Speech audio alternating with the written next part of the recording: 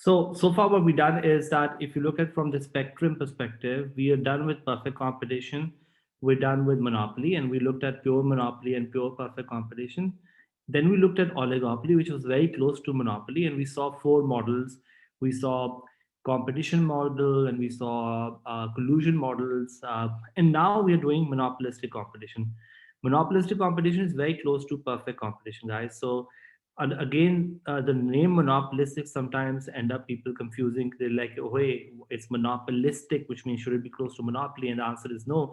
It's actually close to perfect competition. Monopolistic word may seem misleading, monopolistic competition, but the idea is this, that it's very close to perfect competition. So in fact, when you look at sort of assumptions, we say that they are basically very large firms that exists in this market structure, very large number of firms that are selling in this market structure, and these large firms are making something which is kind of like such that um, the only way you can say that it's different from perfect competition is basically the fact that they are making sort of differentiated differentiated products. So they are differentiated products or non-identical products that you are making.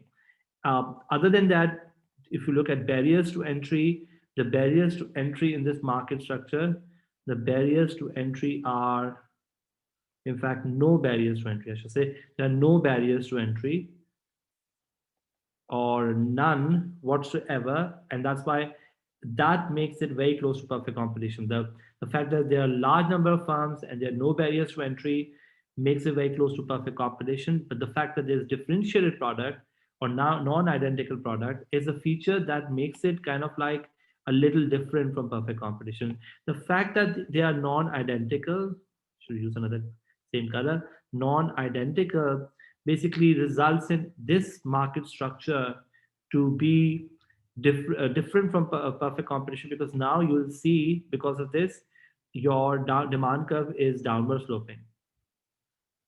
So where monopolistic competition differs from perfect competition is the idea that there is a downward sloping demand curve, and that downward sloping demand curve means that there is some kind of what we say brand loyalty, some kind of brand loyalty, though weak brand loyalty, but there is some kind of brand loyalty that exists in this market structure. Another important part to understand, guys, while the market structure is such that the demand curve is downward sloping, uh, but this kind of like loyalty isn't like a strong loyalty.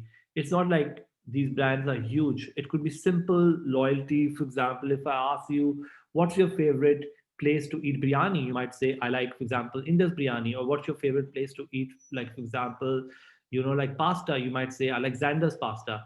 Like, so the idea goes this, that your preference for things are there, but those are not very strong kind of preferences.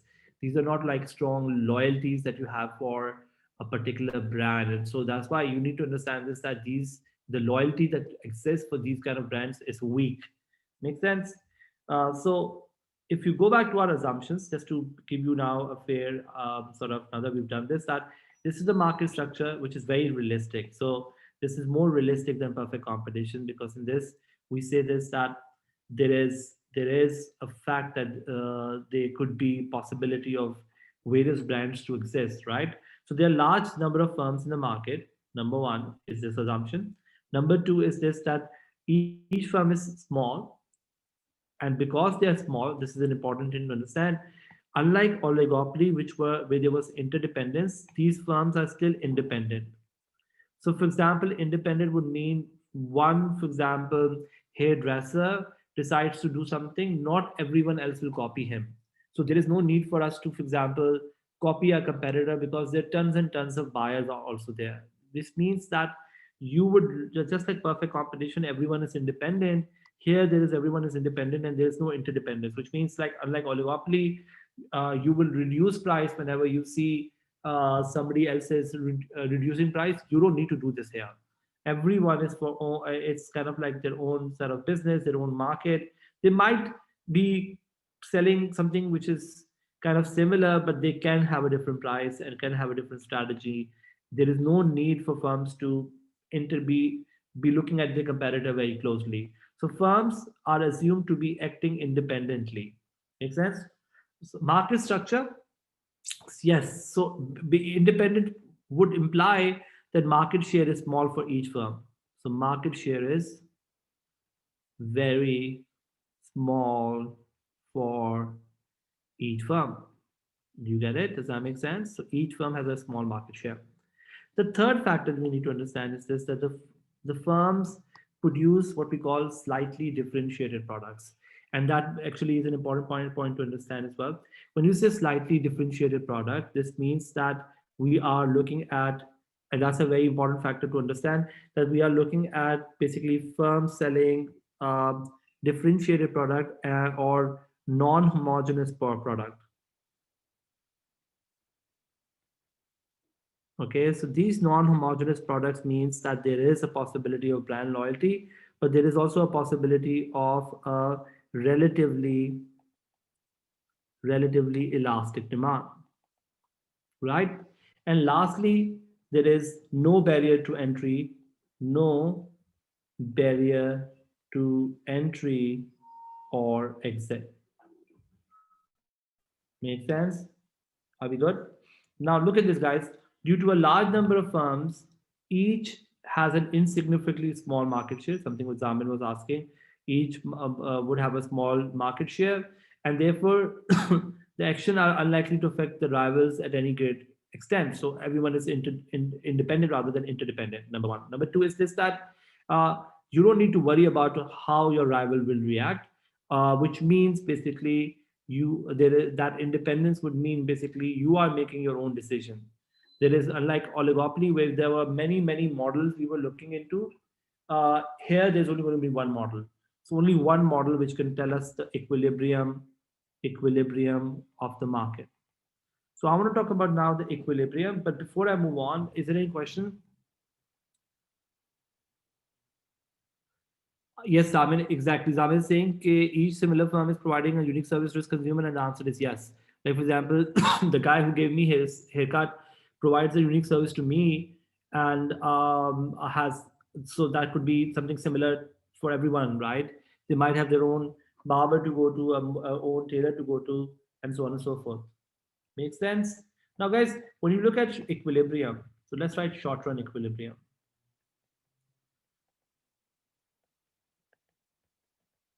This discussion isn't difficult because we've done so many models now, so it doesn't really become challenging. In the sense here now, guys, short-run equilibrium is like this. Demand is very elastic, right? MR is like this. So I have a downward sloping, relatively elastic demand curve, and this is my MR, and this is my marginal cost. Okay, MC equals to MR means quantity is Q1, and the price is P1, right? And your ATC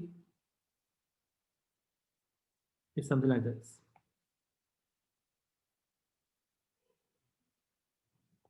This is our ATC, right? Now, guys, look at what is happening here. If this is my ATC, you can see this, that the profit here is this much. Profit here is this much, right? The firm, because you are selling a relatively inelastic good, there is basically we can make short run supernormal profit. Okay, there is a possibility of short run supernormal profit where price is greater than ATC. And by the way, short run supernormal profit was also likely to happen in what you call it in so this is my A, this is my B. So short run supernormal profit, guys, was also likely to happen in perfect competition. We saw that perfect competition with supernormal profit possible. Now here, guys, the two things I want to talk about. This is an important thing to understand. What does profit depend on here? Profit depends on basically, because profit is P minus ATC, right? Is your profit. Profit depends on two things here. Number one, how low is our cost? You know, and number two, there's also one other thing, guys. Number two is how inelastic is the demand. Are you all with me? Agar aap, if you're selling in a market where you might have more brand loyalty than others, your demand might be, so look at this, guys, with the same cost, your demand might be like a bit inelastic. And so the gap between the cost and your work could be much more. The gap could be like this much. Are you all with me? If the demand becomes D1, don't draw this, guys, but if the demand becomes more inelastic, the gap between price and ATC can go up. You all with me? Are you all with me? Does that make sense? So the gap between price and ATC can go up if the demand becomes more inelastic, which means that if you get more brand loyalty, if you are, for example, like in my neighborhood in DF Defense, Clippers get more clients than other people because Clipper, while it's also a barber, it has more clients. Probably demand is more inelastic. Make sense? So demand can become more inelastic. You can get more clients than others. Make sense? So in this market, what we say is this profitability depends on not only your cost, how low is your cost, but also how inelastic is your demand, right? So if you ignore the cost, not only this, how inelastic is the demand, but also um, how large is the market share. How large is the market share would mean basically what if my demand is not D anymore, but what if my demand goes up to, for example, from here demand goes up to D, higher demand. Higher demand could also make my profit to go up. So if you're in a market, so for example, Cedar is a great example would be Cedar, right? Cedar right now has more than 2,000 students, right? But there's so many other A-level schools which has 100 students, probably 150 students, and so on and so forth. So the profitability will go up when the number of students go up. So demand goes up, your profit will go up. Make sense? Also, demand become more inelastic, your profit will also go up. In this market, whoever is able to get more clients, right, or get more inelastic demand can get more profit. Make sense? One would argue, yes, one would argue this Cedar might have, Zaman Cedar might have more inelastic demand than others out there. You know, the other A-level schools out there more probably, which might have a more elastic demand. Does that make sense? So if you look at A-level market, let's say you say A-level market is monopolistic competition, then one could argue this, that's why are some players doing better than the others? Probably because of the reason, number one, demand could be more inelastic. Number two, market share could be larger. Are we good with these 2 points, guys? Can I move on? Okay, I'm going to move on now. So, guys, when monopolistic competition is different from perfect competition, is that firms produce differentiated product which are non-homogeneous, which also means is that there are close substitutes available. You know, like there are close substitute, and that's why demand is very elastic but downward sloping. This is something which we talked about. But I want to talk about the equilibrium now. And this is the paragraph that we want to talk about, that how much profit, how much profit, how much profit will, will a firm make in the short run depends on the strength of the demand. Something which I talked about, the position and the elasticity of demand. Both the position and elasticity of demand matter. Position is basically how high is your demand, and elasticity is how unique is your product as compared to other people. The further to the right the demand curve to the average cost, the less elastic, and the less elastic the demand, the greater will be the short-term profit. Make sense? जितनी ज्यादा आपकी demand जो है वो, look at this guys, जितनी ज्यादा आपकी demand बढ़ेगी, demand keeps on going up, ये गैप आपका बढ़ता रहेगा. ऑल्सो जितनी डिमांड आपकी इन इलास्टिक होगी, उतने उससे भी गैप बढ़ेगा, right? So your demand was this. What if demand goes up, or what if demand becomes inelastic? Both of these will make the gap between, this is the gap I'm talking about, the gap A to B. Make sense, guys?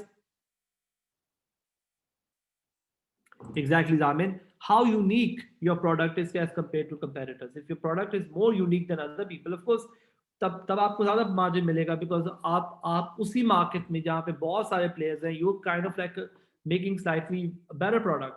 You know, there are so many restaurants out there, but you know, Zenders get more sales probably, at least in Clifton areas. Zender gets more sales than other restaurants. And that could basically mean that in this margin, in this market where the demand is monopolist, there's monopolistic competition, there is still a player who is doing better than others. Make sense? Are we good? Questions, guys? Okay, this brings us to, guys, the long run equilibrium. In the long run, guys, two things will happen. In fact, look at this. Let's go back to the diagram. Now, what happens in the long run is an important story to understand, because in the long run, your firm will find more new firms to enter. Because in the long run, guys, the fact that there is no barriers to entry, remember this, guys, in the long run, there are no barriers to entry, which means what? Which means new firms will enter, right? And then when new firms enter, the biggest challenge that happened, guys, is this, that each firm will lose its market. Every firm will find the demand that they have will go down. And because new firms are entering, demand for each firm will fall. Okay, so there is a possibility that the demand for each firm to fall, but it will fall to what level is what we need to understand.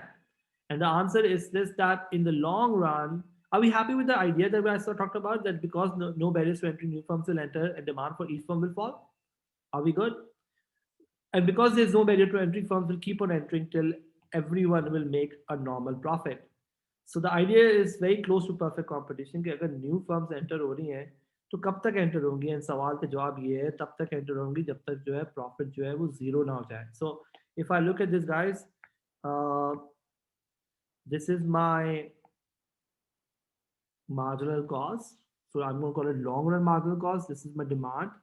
This is my MR. And the firms will keep on entering till, let's do this, Q1, N1, P1, sorry. So this is the equilibrium. Firms will keep on entering till all firms in this market make normal profit. Are you all with me?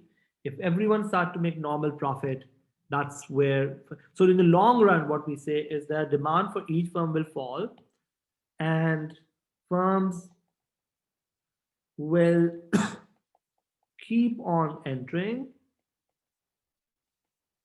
till price become equal to ATC for all firms.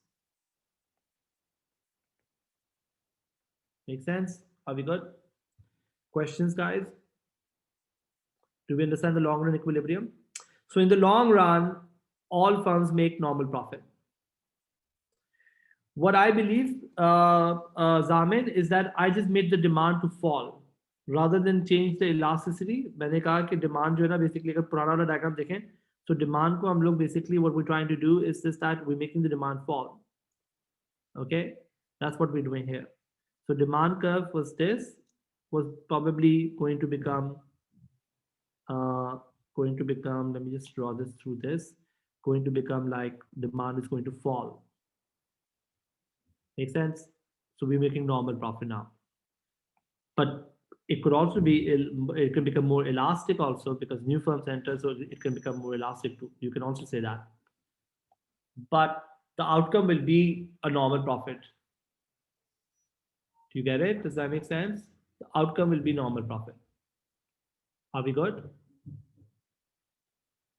Questions, guys? Any questions before we move on?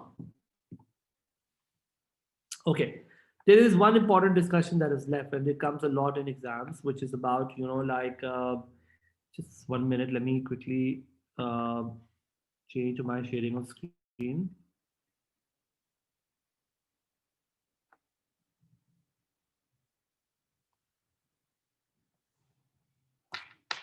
Just guys, give me 1 minute.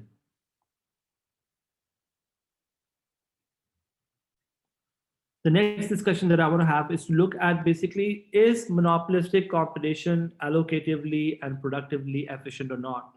I want to move to this discussion basically, is it socially desirable or not? And I want to show you this diagram. And in fact, I want to draw the diagram also so that we understand what is happening here. This that if you look at perfect competition versus monopolistic competition, उनमें कोई खास फर्क नहीं है. Like there's not much of difference in perfect competition, monopolistic competition, because they're kind of like all, both of them are like small firms, except for the fact that one is making a very um, slightly differentiated product, while the other one is making identical products. So this is my demand curve for monopolistic competition. This is my MR, and let's say this is my marginal cost, right? If this was made by, if you look at the point which is being produced, and I'm comparing, by the way, long run. I'm comparing long run marginal cost right now. So you are making a normal profit. What do in perfect competition? Let's call it, let's call this PM for monopolistic competition and QM for monopolistic competition, guys. So if I ask you guys, what does perfect competition make in the long run, guys?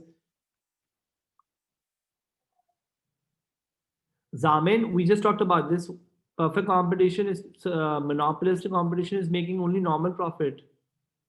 So there is a change of supernormal profit, right? Perfect monopolistic competition makes normal profit. But perfect competition makes also normal profit. Isn't that true, Ashfaq? Perfect competition also makes normal profit. So अगर perfect competition equilibrium बनाए, so perfect competition equilibrium will also be like this. So if this is my long run average cost. So where will perfect competition be producing? And the answer is, if monopolistic competition produces at this point A, perfect competition has a demand curve that is perfectly elastic. And they will produce at this point, this is your demand curve for perfect competition. So this is my MR, which is equal to demand for perfect competition. I should call it just D for perfect competition. And the price will be, if I could zoom this here, because price is बहुत कम फर्क है, price will be P, let's call this P1. Are you all with me? Remember, perfect competition also makes a normal profit and produces at this point B, which is the lowest point of the ATC, right? While monopolistic competition is producing at point A. So if you look at the price difference, there isn't much. But if you look at the quantity difference, there will be some quantity difference because perfect competition will produce at, for example, Q1. So if I ask you guys from the perspective of allocative efficiency, is monopolistic competition allocatively efficient? Remember, allocative hota hai P equals to MC. Is monopolistic competition allocatively efficient? No. Why, Ashfaq? Because they are producing at price greater than MC. That's for monopolistic competition. Why? Look at this. Marginal cost is here and price is up there. So price is greater than MC. So they are not allocatively efficient, right? Also, look at this. They charge a high price as compared to perfect competition, and they produce lower. They are producing lower, and therefore there will be deadweight losses. ये पूरा इलाका आपका, this whole area could be a possible deadweight loss that can happen because you are underproducing and overcharging. Let me write this, guys. There will be underproducing, although not much of overcharging, but underproducing and overcharging. And I can call QM, Q1 to QM as the excess capacity. You can produce this much more, but you don't because you are trying to maximize profit and you have a downward sloping demand curve. So allocative efficiency is not achieved. Also, are you producing at the lowest point of the ATC? Are they producing the lowest point of the ATC, guys? Are they lowering? Can they possibly lower their costs? And are they doing so? Anyone? No. Again, good job, Ashfaq. Why are they not doing so? They're not even productively efficient. So when it comes to productive efficiency, one would argue this that they are not productively efficient because they produce at point A. At A, A is not the lowest point of ATC, and also this point, guys, that also and also there is Q1 minus QM of excess capacity. There is also excess capacity जो आपने produce नहीं किया. So one of the problems that happens when it comes to monopolistic competition is this idea that monopolistic competition is not only allocatively inefficient because it produces less and charges a higher price, and price is greater than MC rather than price equal to MC, which is a condition for allocative efficiency. Number two, it doesn't really produce at the lowest point of the ATC, and there is an excess capacity. Productively, you are not producing as much as you can. You can lower your cost, but you don't. As a result, you end up having a situation like this one. Got it? Does that make sense, guys? Are we good? So if you go back to our notes, I've given the same idea here that this is the point where ATC is the lowest. I should use another color. This is the point ATC is the lowest, but you produce at the point like this one. Let's call it B, right? And also the fact that you produce where MC equals to MR, right? MC equals to MR should happen here. You're producing at that point, which means that there is a possibility of deadweight losses that happens.